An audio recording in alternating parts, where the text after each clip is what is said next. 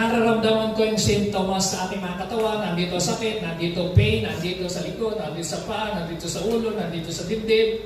So, maraming pain. So, mga kapatid, kaya nga, by faith, kung ano yung sinasabi ng salita ng Diyos, yun yung dinideclare natin, hindi po natin dinidina yung fact, hindi natin dinidina yung sakit.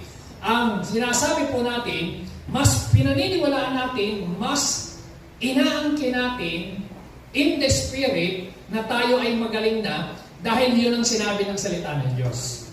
Amen?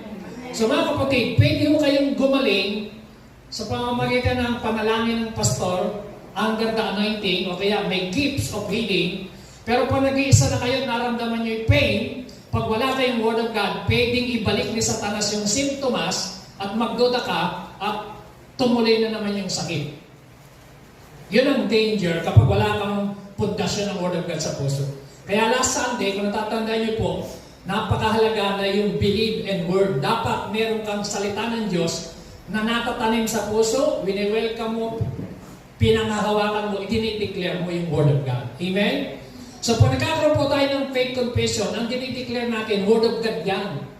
Salita ng Panginoon. Kung ano sinasabi niya. Okay? So, ngayon, hindi lang basta yung sinasabi natin, kinakailangan, meron kang pananampalataya, at kung ano sinasabi mo, tandaan niyo po, heaven and earth shall pass away, but the Word of God shall not pass away. Totoo ang salita ng Panginoon. Amen?